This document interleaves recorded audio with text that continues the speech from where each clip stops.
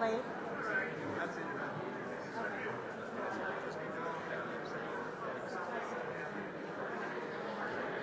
But it's actually, it's really hooked over to this speaker that you're going to go with.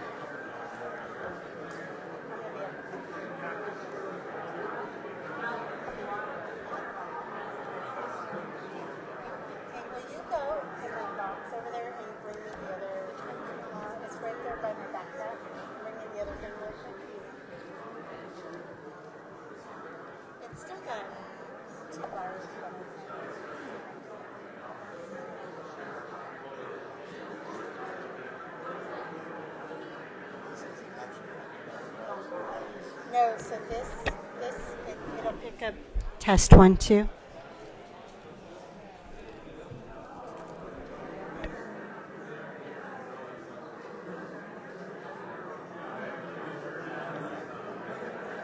So it'll pick up what you're doing.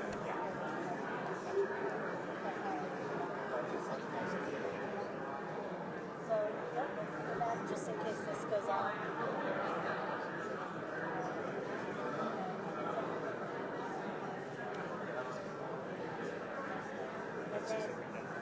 Yeah, so what I need to do though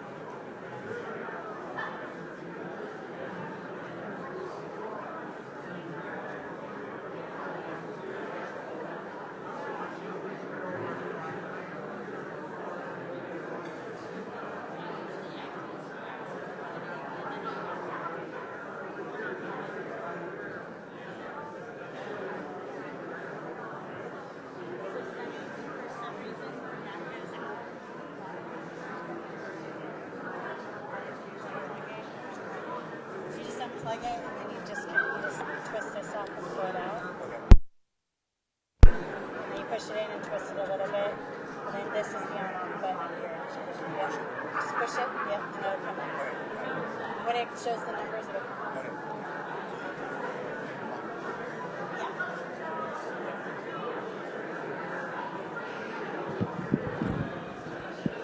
Good evening, everyone. We're going to start the meeting in about 5 minutes. I just wanted to let everybody know.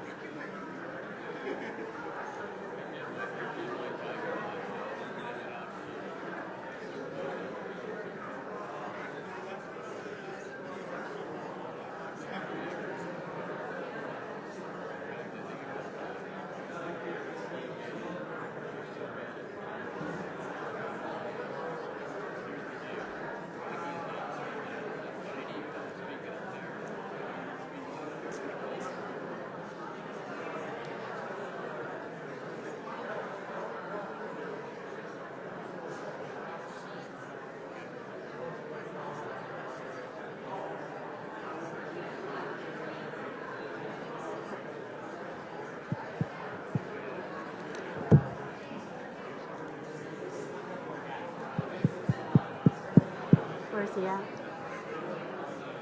The fella over there with a green shirt talking to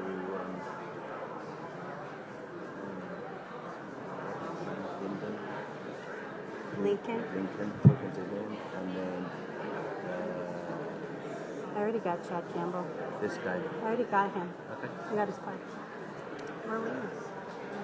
If you want to, I have a seat up here for him if he wants to sit up here. Thank you.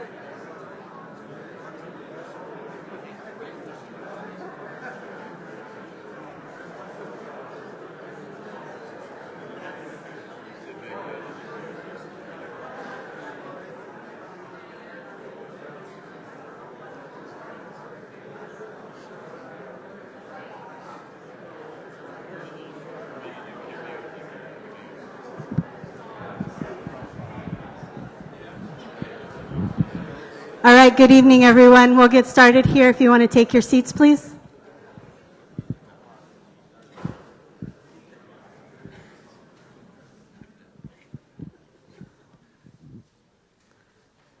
Good evening. My name is Stephanie Bishop. I'm one of the public information officers with California Team 4. Thank you for having us in your communities. You guys have been very welcoming, and we appreciate it. Just a couple things tonight before we start.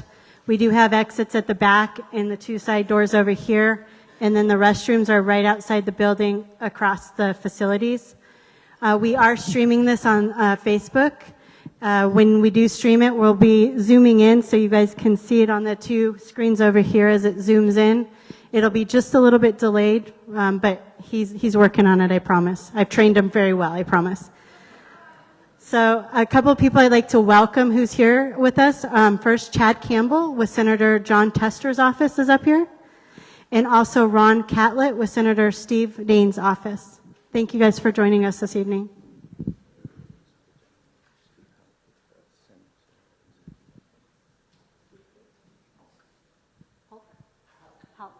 And Steve Houck with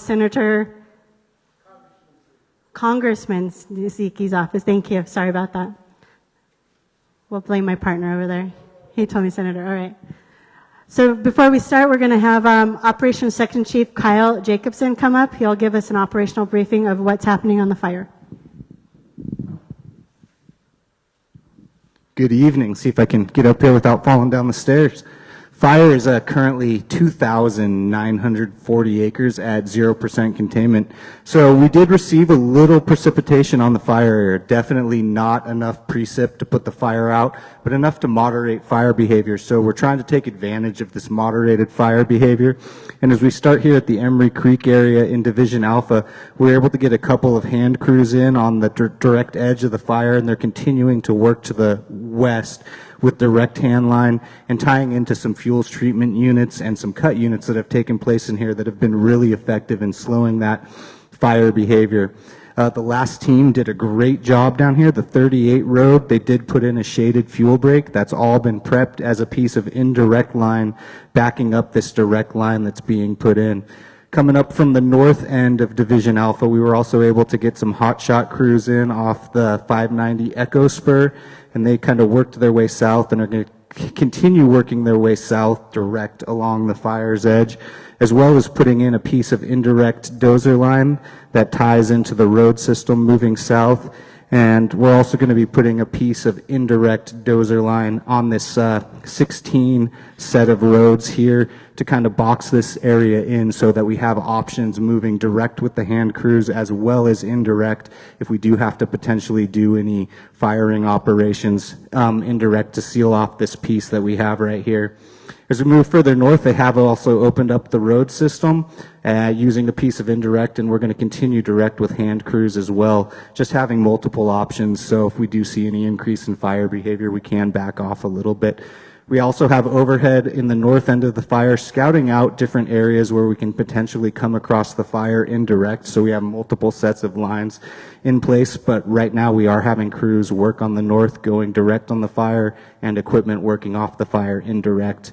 We don't have enough resources right now to work on the east side of the fire. That is where we have the least infrastructure impacts. So we've kind of left this area unstaffed. We're watching it, seeing what it does. We have been utilizing aviation assets, both helicopters and the scoopers, to kind of just minimize any fire growth that we have, as well as using aviation assets throughout supporting what the firefighters are doing. As we move a little further out, we are still constructing a large shaded fuel break moving south to north. That process is still continuing, so we do have a further fallback line. So we have primary, alternate, and contingency lines in place, and all three of those operations are taking place at the same time. We've also been working out with a structure protection group, and they've been working with the local fire chiefs and all the agencies involved to prepare a structure protection plan in case there was an absolute emergency. Fire behavior did do something we aren't expecting to have happen, so that's in place and ready to go. So overall, we've seen an increase in resources over the last few days. The work the last team did has really allowed us to get in, try and go a little more direct, develop multiple options to mitigate any potential fire behavior that we could be having. So the crews have been out there working really hard to do everything they can to keep this fire as small as possible. Thank you.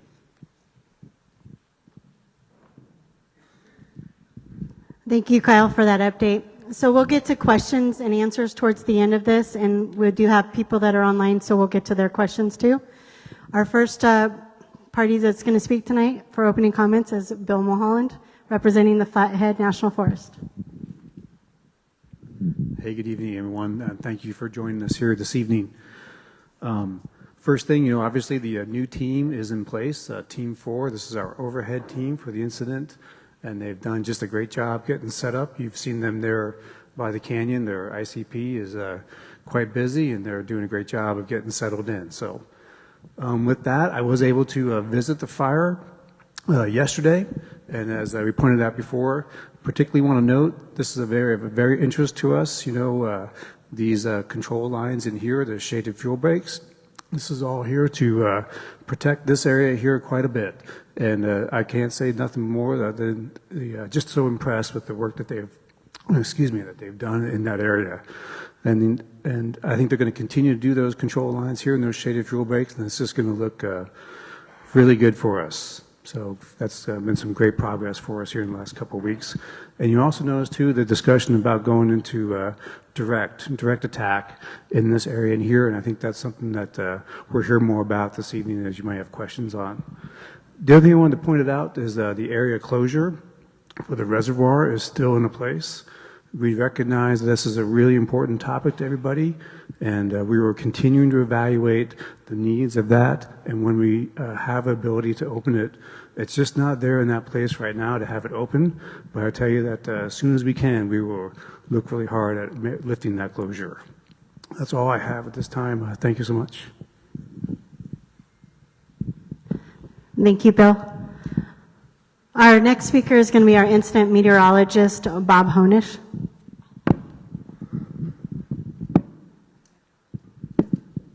Yeah, good evening, everyone.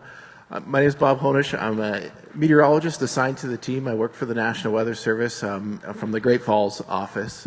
So came over here on Sunday. Just a little brief history. You guys have seen the weather here. You've experienced it. But about a week ago this time, last Thursday and Friday, we were kind of seeing the peak of an extreme fire weather period. Temperatures for at least a week were in the 90s, humidity getting down below 20%, well below 20% at the lowest elevations. Since the end of last week, our weather pattern has moderated quite a bit. We've seen the humidity come up, our temperatures get back closer to normal. The last few days have actually been a little bit below normal.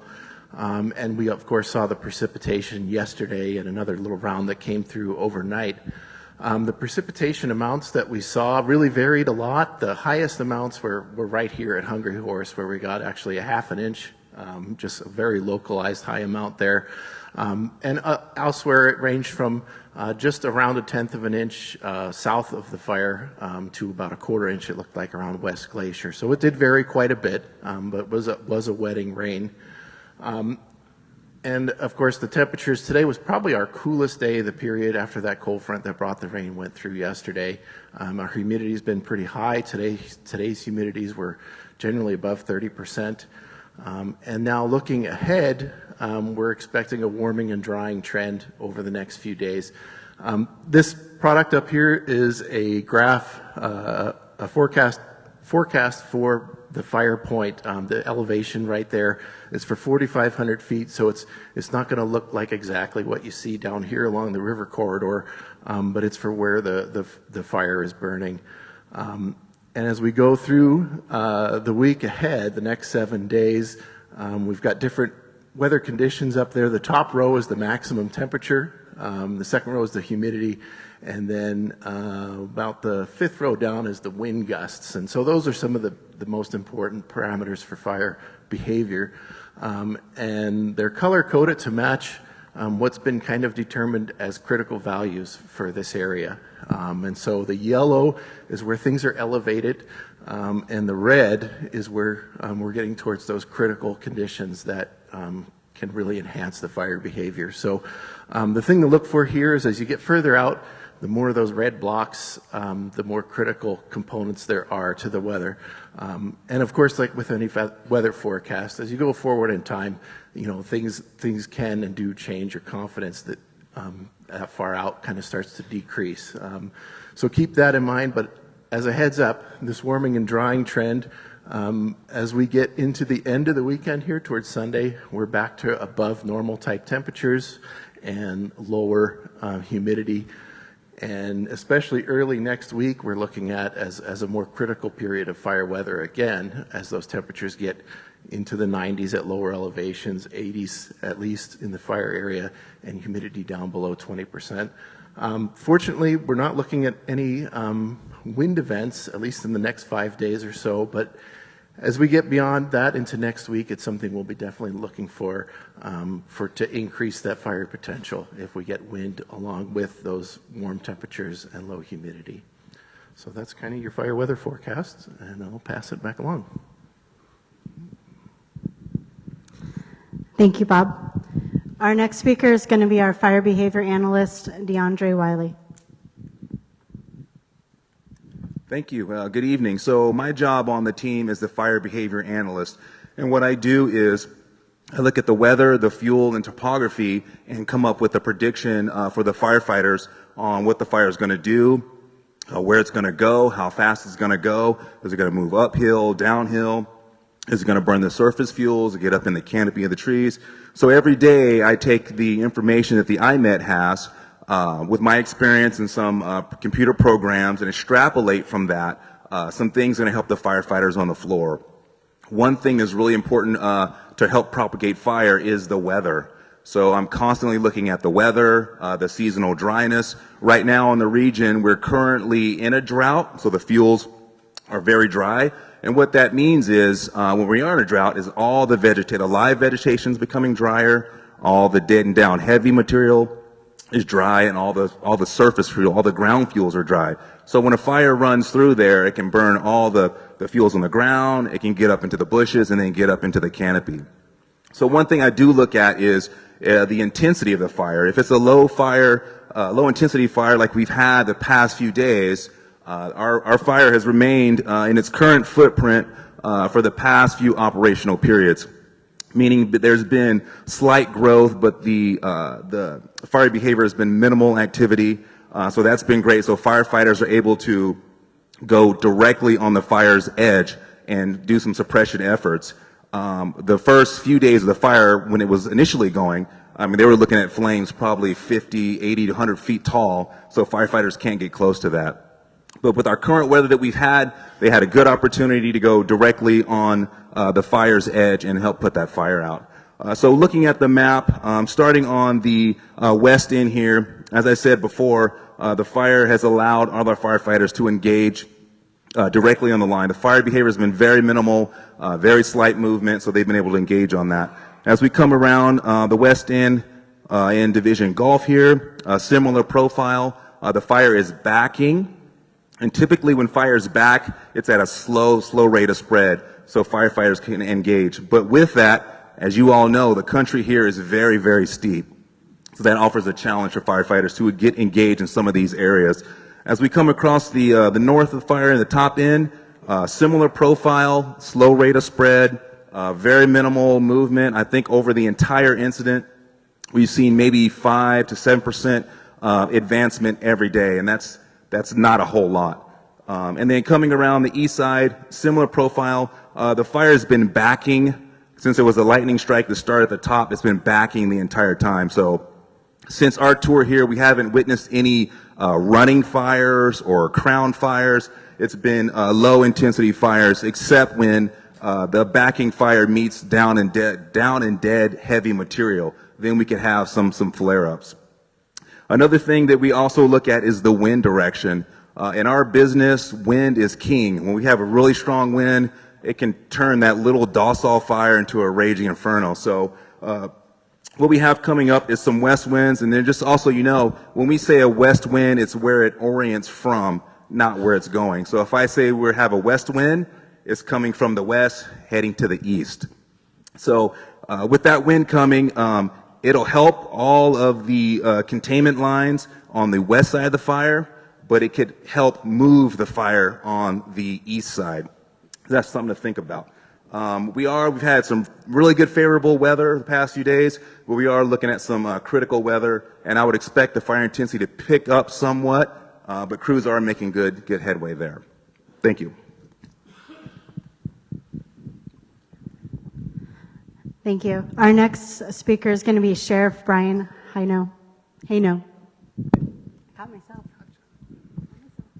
Good evening. So, first of all, I want to thank all of you for coming tonight, and second of all, I want to thank all the multiple resources for coming to our community. I can tell you that it's amazing the amount of supplies and operations that the Forest Service is bringing to this table, but there's a lot of unseens. We have a lot of volunteer fire departments that are staffing their stations multiple days, providing information. We have law enforcement out.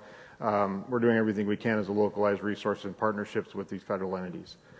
A lot of tough decisions fall on a sheriff, and one of those is evacuations or pre-evacuations. And I'm going to tell you, sitting in an office trying to determine what the best answer for everyone is a tough one.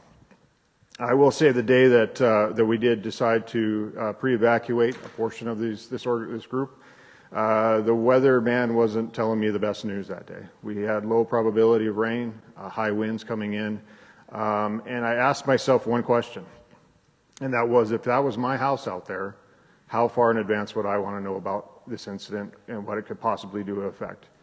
A pre-evacuation is exactly that. We want you to have as much time as you can to get the best information and to put that towards what you can do for your home and organization to give you the best chance if we have to get that part. Again, we have multiple great resources out here to do everything we can. We have structural protection groups that are being set up for your home.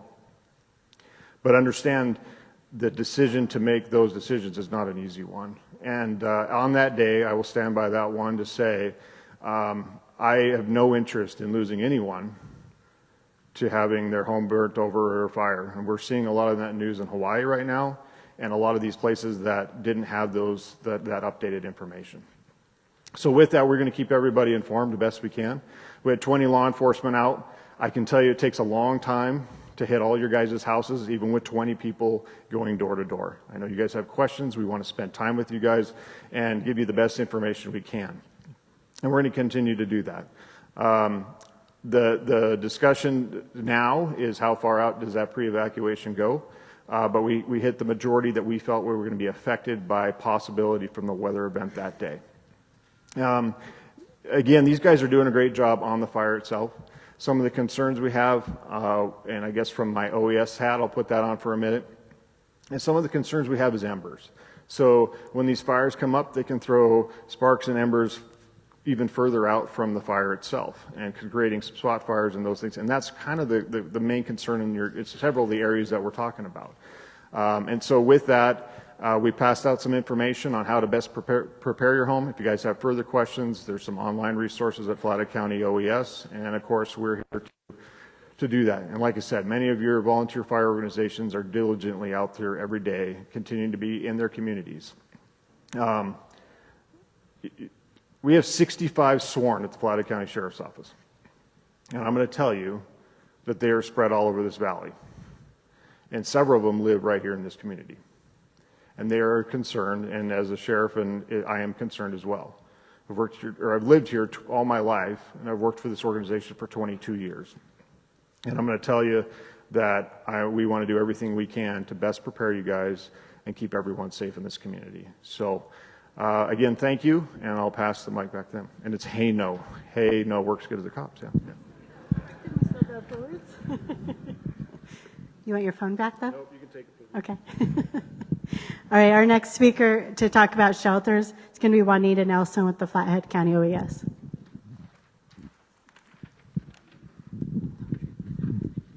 Good evening, everybody. I'm the Emergency Management Planner for Flathead County. Those of you that have made contact with deputies should have all received this flyer. We have a shelter that is on standby at the Columbia Falls Junior High. Pets, cats, and dogs only are allowed. If you do need to use the shelter, we're requesting that you call the 800 number because, like I said, it is in standby status right now, and the 2 volunteers that will open it do live in Columbia Falls.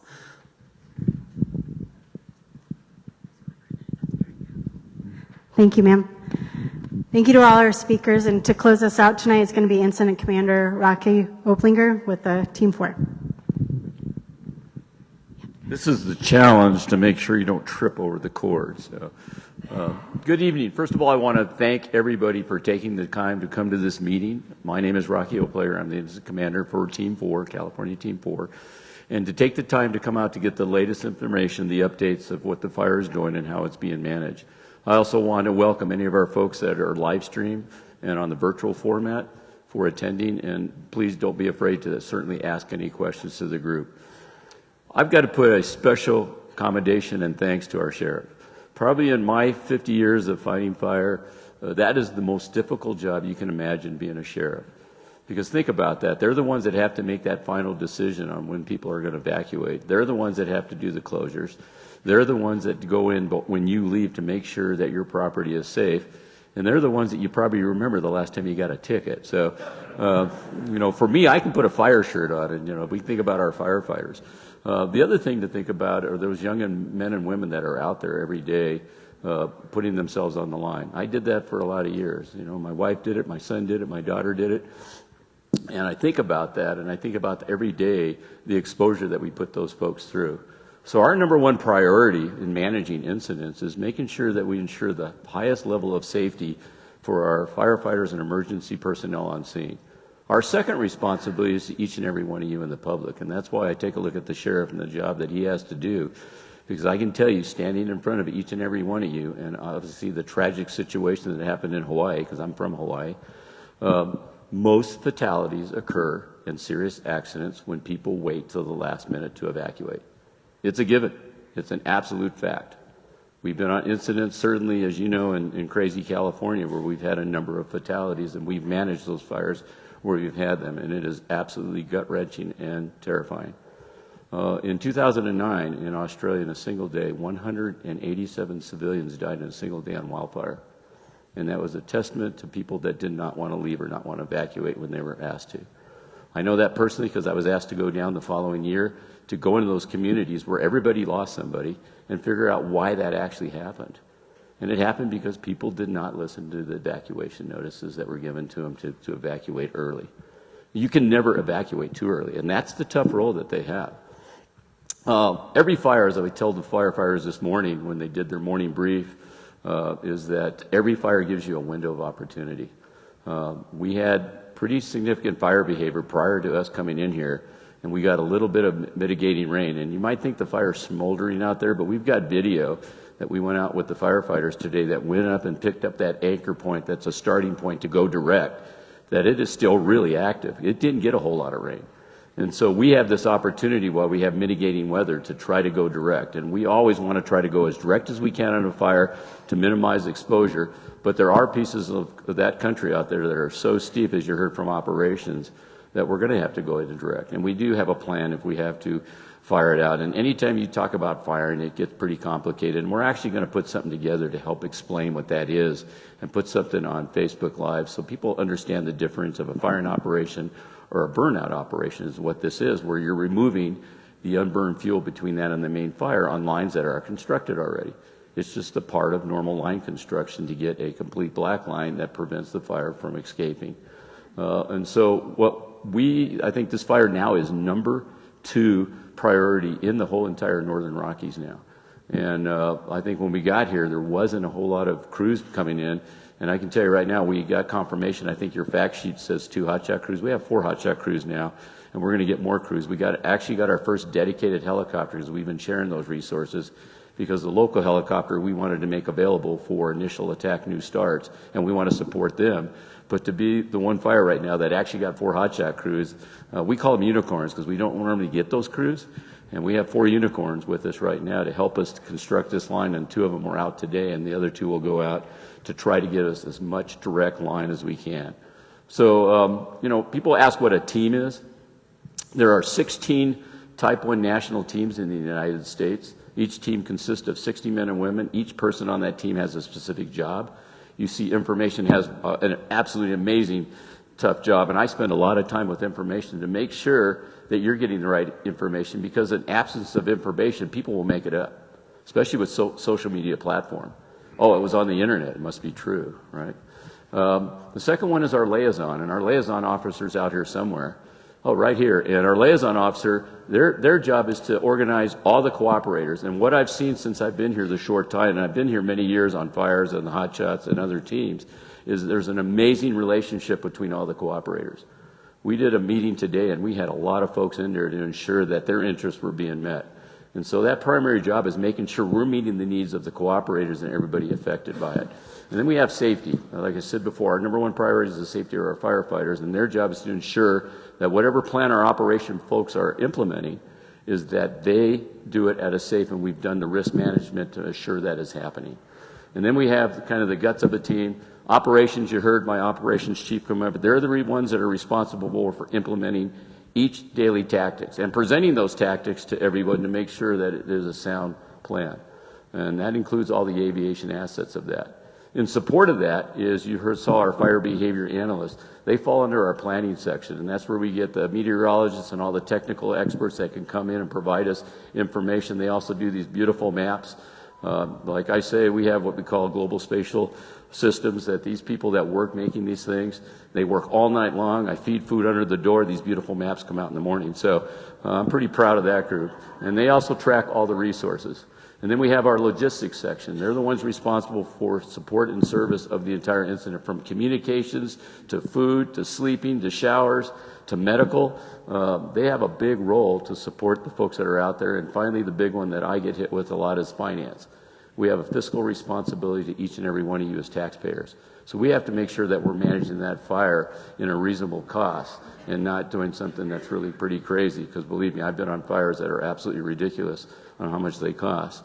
And so that's the makeup of a team, and everybody in that 60 group falls under that, and everybody assigned to the incident falls under that group. I'm from California. We're one of 4 of the 16 national teams in the United States. We have our rotation in California and the Pacific South, or the Pacific Islands. In the Northern Rockies, we have 2 or 3 Type 1 teams that are already engaged, and these teams are all throughout the United States, but we're also on a national rotation. And so when the order came up, because the teams from Northern Rockies had been basically already utilized, our team came up and we were on the rotation. And all the teams configured the same positions. You have a little bit of latitude for special, but most of the teams are configured exactly the same in that overall organization I told you about how we run teams. And we're the ones responsible for managing large disasters, not fires, earthquakes, hurricanes. I've been on 9/11, World Trade Center, you name it. We manage the large disasters throughout the United States and outside. We have many of us go, I've been to Australia, I've been to Canada, I've been to Mexico. And so the group that you have are incredibly professional, but we cannot be as successful without the support of the community and the incredible relationships that we walked into and the work that was done. Understated, that work done by the Northern Rockies Team 9 prior to us getting in here. And they did such a good job, we've asked them to stay on with us and just to work with the Type 1 team, and almost that entire group of folks that came out here are working with us until they get set aside to start to go and mobilize to new fires. So again, I want to thank you all for being here. I know there's questions, so I don't want to delay any more time, but I just want to kind of explain what happens when a team comes in and where we are, and we do have the window of opportunity, and I commend our ops folks for taking that challenge on and going direct, because we need to minimize exposure, number one, and make this footprint as small as we can. We need to put the damn fire out. So that's really the priority that we want, and again, we thank you for all the support. Thank you. So we'll get to our question and answers right now. How we usually do our question and answers, we're going to divide the room in half. We're going to start on this side. I'll take 3 questions over here. Then I'll rotate over here, take 3 questions, and then we'll go online. Over here, I have Mark, who has a microphone. So if you have a question, raise your hand. And then on your side, I have Tang, who will have a microphone. So just raise your hand. And they'll hold the microphone out and just go ahead and ask. I'll start here. Just hold it. So can there be an explanation of the evac zones and how they were set up and what the numbers mean as far as urgency? I believe that's yours, Sheriff.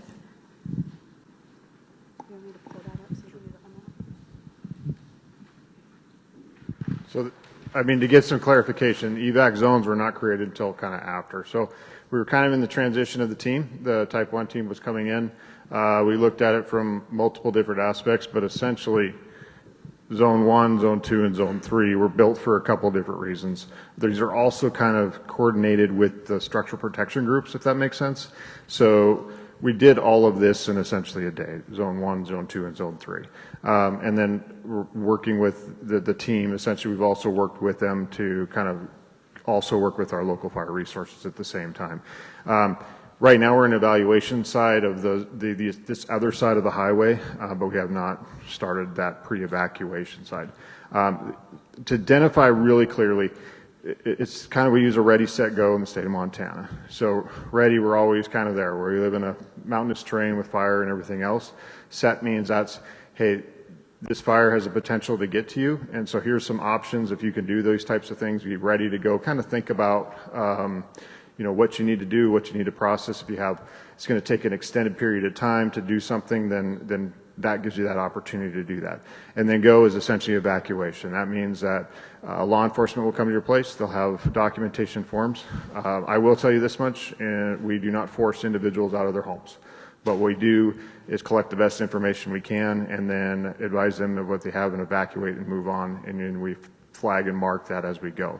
Hopefully we don't get to that portion, but essentially it's very, I guess, generally speaking, I like to have several days, maybe 4 or 5 days on a pre-evacuation. How long is it going to take? Well, I can instruct a fire behavior person, say, at about 5 days, I want a pre-evacuation. Start have that discussion.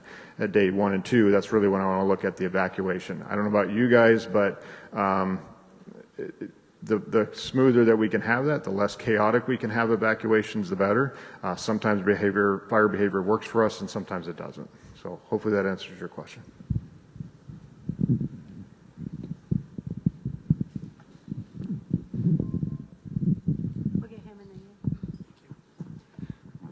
Yeah, I live in West Glacier, and as you know, it's extremely difficult to get out of town because there's only one very small underpass under the railroad, and we have a huge RV park there with monster RVs, and the thought of getting all of them out of there is pretty daunting.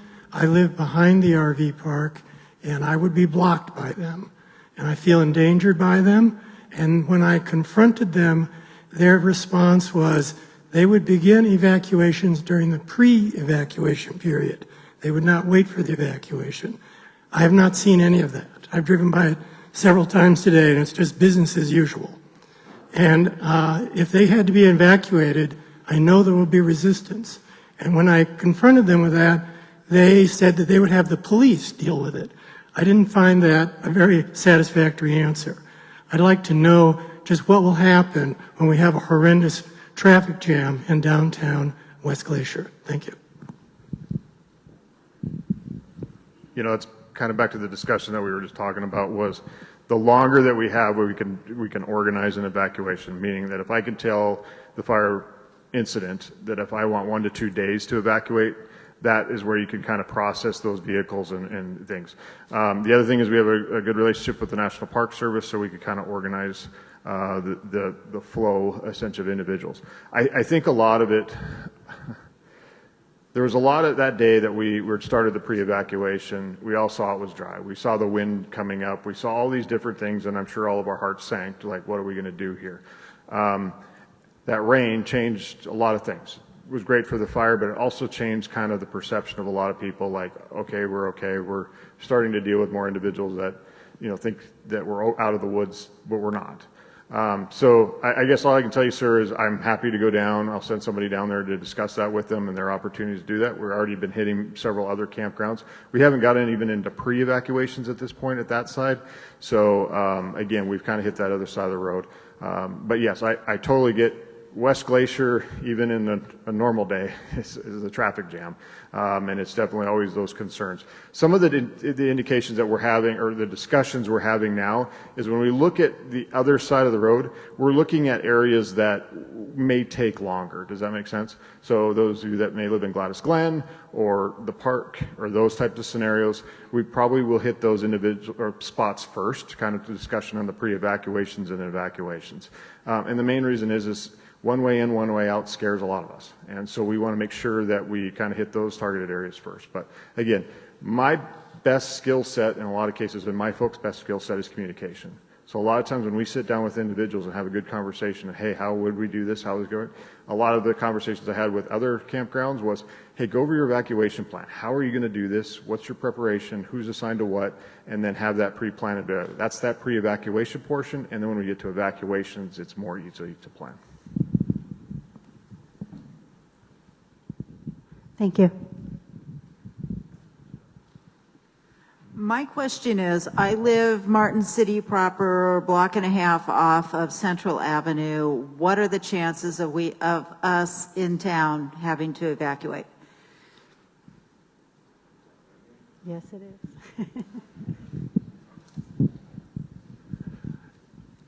I mean, I don't want to speak for the fire entities, but the more reinforcement they do on those flanks on that side, the lower the probability that's changing. Again, you were talking about wind direction and looking up, a lot of the winds going opposite of that direction. Believe me, one of the big concerns and the discussions that we had is we have a very populous area right next to this fire, right, Martin City. And so part of that discussion was where are our concerns? How do we get people out? Those types of things. And again, talking to the fire folks, both the last team and this team, is they have really done a good job of working on trying to solidify that side, because they know the same thing. There's people's homes. These people have homes too, and they understand the importance of trying to reinforce that side. That's why there's all that focus on one side. So I'm not going to give the probability of it, but I can tell you that the information I have is kind of one of the lower sections on that list. I'm, again, back to when we look at the fire behavior and those things, and knowing the terrain features and how wind rolls and everything else, is it pushing up through that thing and it's putting the plume out, and essentially we have these embers and sparks. That's my main concern right now. If this thing advances a different direction, then yeah, we might change our things. But again, high priority has been really on solidifying that line. I think they've done a great job, and they're putting a lot of resources to contain it from going in that direction. So I would say low probability at this point. I'll have my ops give you some more information. Yeah, definitely agree with the sheriff on this one. We have really prioritized the northwest corner of this fire. So every day that goes by, we're able to strengthen the lines that we have there, get additional lines in. So every day that goes by, that probability goes down and down. I would never put a number to it, but we have really focused our attention in that area, added additional resources, and adding additional layers of protection from the community. Thank you. Okay, we'll go over to this side. Does anybody have a question over here? We'll get to you next, ma'am. I was just wondering if you could tell us what site you're using, or if you are using a site to update the fire maps and information. You stated that there hasn't been a lot of movement, so that's maybe why they haven't been updated, or are you guys still planning on using an online fire map for us to view? So, yeah, I can answer that. So when we came in, we met with the PAO, with the Flathead National Forest, who asked us to kind of make a Facebook page specifically for this fire, because they do have so many fires going on, and that takes some of that heavy traffic off. So we've been slowly, and she's been helping us advertise it as much as possible, that we've moved it over. That's where a lot of that's going. But ultimately, we put our information onto NCWeb. That's the main page that we do. And we have a lot of our maps are going up there. But like you said, there hasn't been a lot of movement, so the maps probably do look similar. But that's the two places you can go. We do have some cards in the background, too, that has all the information of where all the information is at. Oh, and my ops chief has another. Yeah, just to add to that, the maps have not been updated in the last 2 days, so we rely on infrared aerial detection to take a heat image of the perimeter growth, and we have not been able to get that the last few days due to mechanical failures of the aircraft that we had. So we haven't seen any growth, but it's typically what we've been seeing is about 3 to 5% a day. So when we do get a new infrared flight, you will see a slight change in the perimeter. Shouldn't be anything dramatic, though. Thank you, Kyle. She had one right there. Yes, is the use of backburns any of the options that are being explored here? Hold on a second. So we'll do a video or a posting to explain things a little more clearly, but there is a difference between a backfire and a burnout. So there aren't going to be any large-scale backfiring operations. We are looking at the potential to use burnout operations, typically much smaller, much more tactical, cleaning up the line, bringing the fire to a line on smaller scales. We aren't anticipating having any large-scale sort of firing operations taking place. But yes, putting fire on the ground is a tool that we will utilize in areas that the firefighters can't get to, too steep, too dangerous, to make sure that we can secure that line and not have issues in the future.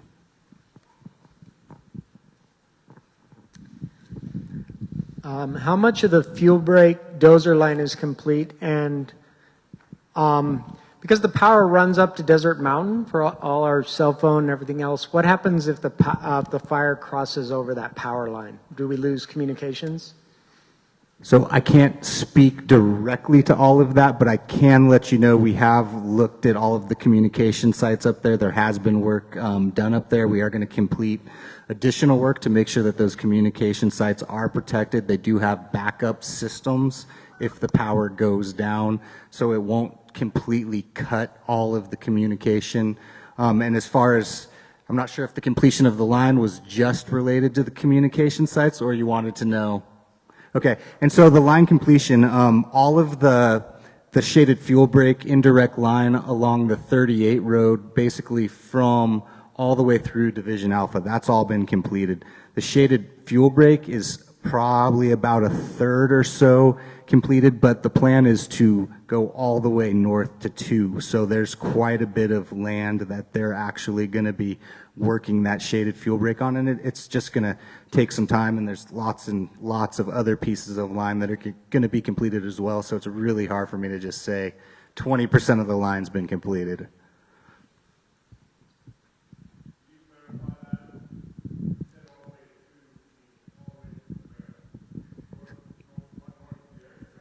So all the way up to almost the Ryan Road area. Okay, we'll see. Is there any questions online? Okay, we're good. We'll go back to this side. Were there any questions over here?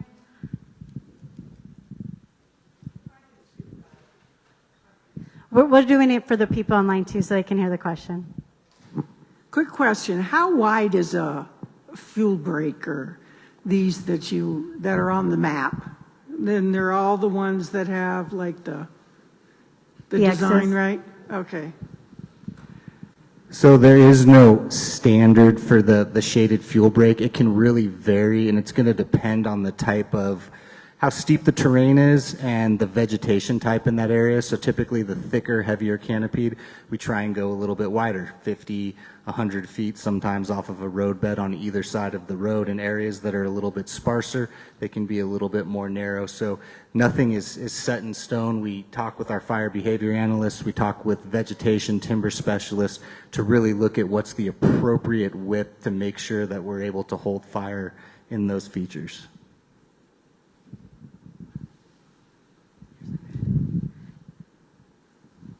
Go ahead, ma'am. Okay, so I'm going to digress back to our first meeting in Hungry Horse, where we were told that there was no resources as Sunday when it was reported, and for 3 days nothing was done. So there were no resources. Why do you guys not think outside the box where you could have gone to the public, gone to the loggers? Tim Sheehy has an aerial firefighting company. Why didn't you go to the public and ask for help?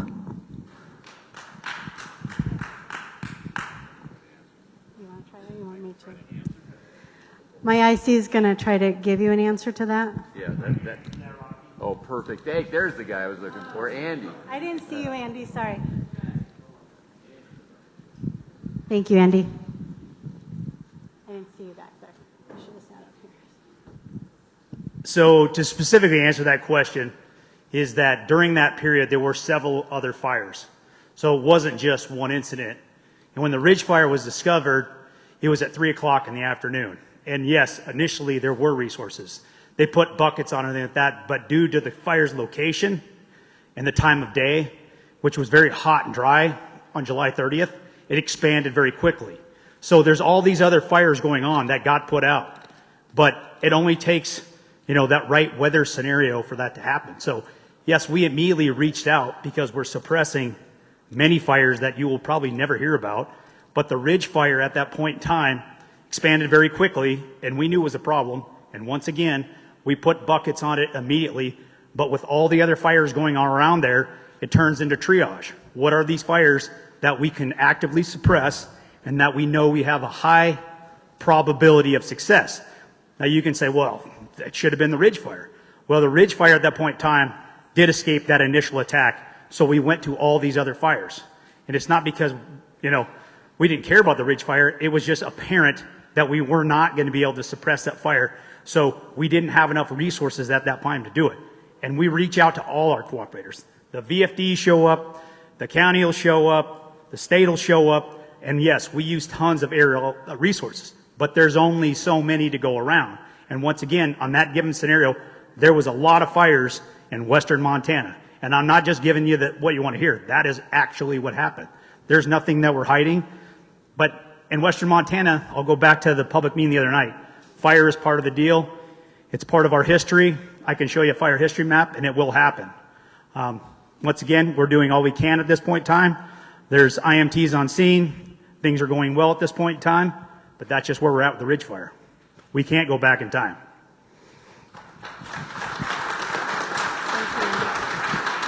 Thank you, Andy. Do we have any more questions on this side? One more over there. What percentage containment is there, and what exactly does containment mean? Right now, we have 0% containment. We are expecting to see some increased containment over the course of the next couple days. We'd like to see what the next IR map shows as well before we start showing that we are just getting these additional resources and being able to put them in. And some of this takes time because containment means that we've actually got line on the fire and that we're highly, I shouldn't say positive, but we're fairly positive, fairly comfortable with the fact that the fire is not going to leave the line that we have on the ground. It doesn't mean we're 100% sure that the fire is not going to get outside of that line, but we're fairly comfortable with the line, its location, the fire behavior, that the fire is going to stay where it is within inside that line. Does that make sense? Clear? Okay.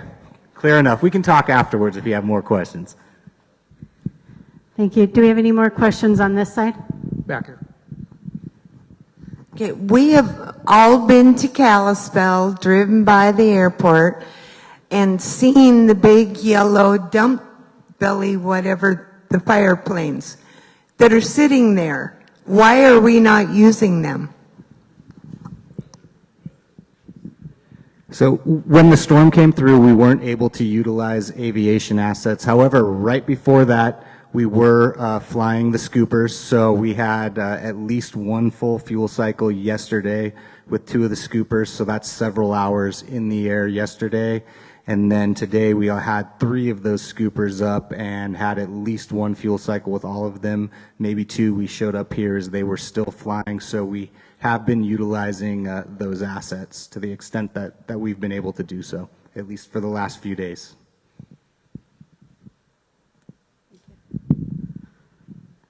Anybody else on this side?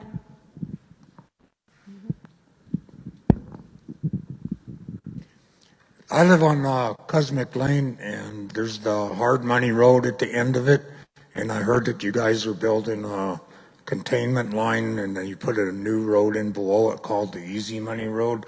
I don't know what numbers you guys are referring to for those. Has that been completed from Desert Mountain Road up to Chocolate Drop, or is that, how are we coming along with that?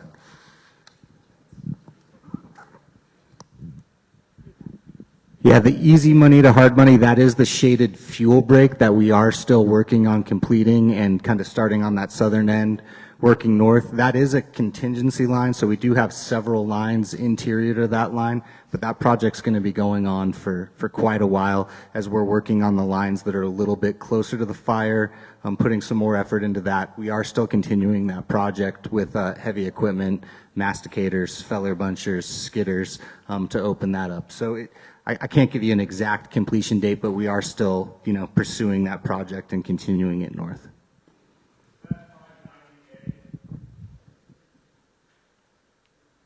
It is the 590A road system. Thank you. Do we have any other questions on this side?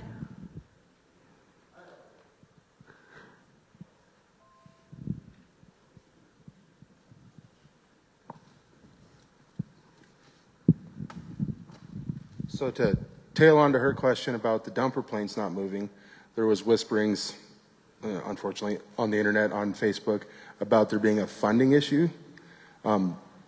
If there is, could you tell us if there is or not, and who we need to call to encourage them to use the resources that we have here? If not, I'm just wondering if that's maybe a hang up that we can help with. Thank you. Yeah, there is no direct funding issue or cap, if you will, for this fire. The team is able to order the resources that they need to do as they decide. There is no cap per se. Thank you. I think we had one more back there. We'll take that really quick and then I'll go online.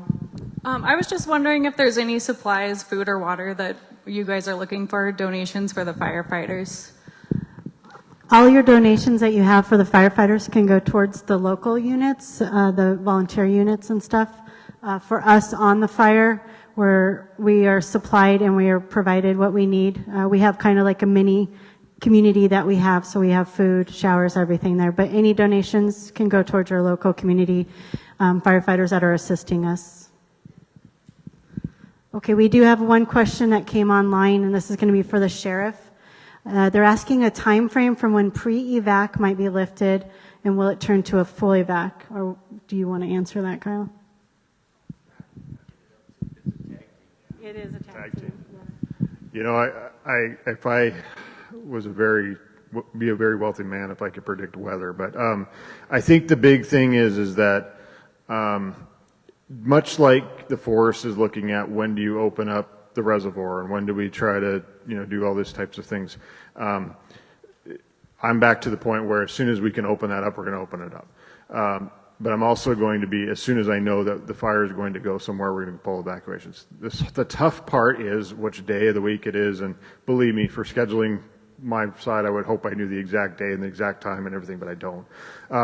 Again, looking at the weather that was up there, we're looking at that drying trend.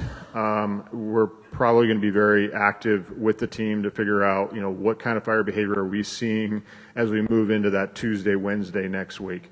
And once we start to see that, I think we can have better predictions of what, if any, area that we really want to concentrate on, whether that be working with structural protection groups and whether we want to pull evacuation on a certain area.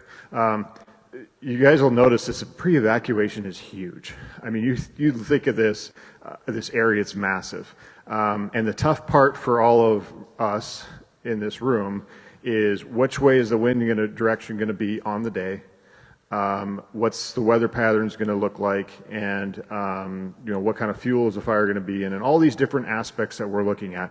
And so that's where we really did this pre-evacuation. And the reason I did it, back to the point, is I thought if this was my house or this was my location, what would I want? I would want the most advanced notice I could to prepare for something, whether that be getting the idea of the debris, my firewood out from under my deck, all those types of things.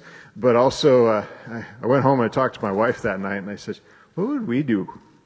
And we think about it. We have 23 years of marriage and I'm trying to figure out what I would actually grab.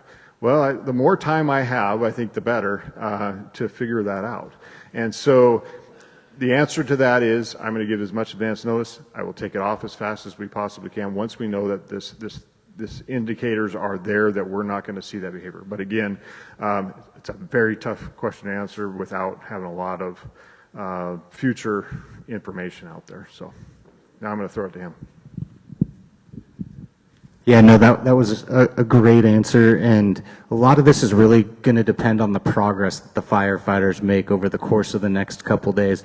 We'll be monitoring the conditions, looking at where we feel secure that the fire's not going to leave from those areas, and getting folks back in and lowering the pre-evacuation down it's likely going to be a stepped process from the areas that we feel will no longer be impacted into the ones that still have a little bit potential or a little bit closer into the fire's edge.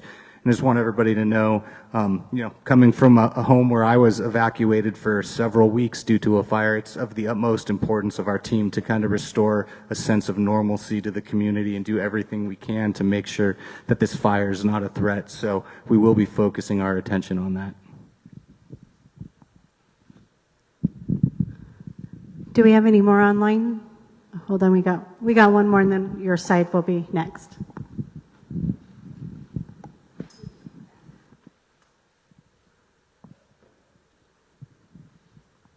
This is going to be for you, Kyle, again.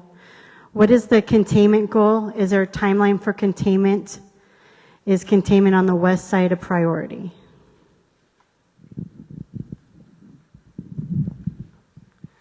So this is a full suppression incident, so our containment goal is 100%. A timeline for containment is really hard for us to predict right now. We've only been here for a few days. We're just getting these increased resources. So over the next couple days, we'll start to give you some better ideas of where we think we're going to be successful. And our number one priority right now is the west side of the fire. That is where we are focusing the bulk of our resources. And that's why it's really hard to predict when there's going to be 100% containment, because we aren't putting a whole lot of effort into that east side right now. We're really focusing on the west side of this fire, and we're going to have to get out there and look at what it's going to take to really get around the other side of the fire. So I'm not going to be able to give you a timeline estimate, but yes, we are focusing on the west. Thank you. We'll start back over on this side. Today was the first time in my life from living here that I ran into a smoke hound. And I'm going, what is his job? To go out and catch the amber fires or what? I don't have a clue what a smoke hound does. A smoke hound? Yeah. I can answer that because I saw them driving around our neighborhood. Can you wait till we get a microphone so everybody can hear you?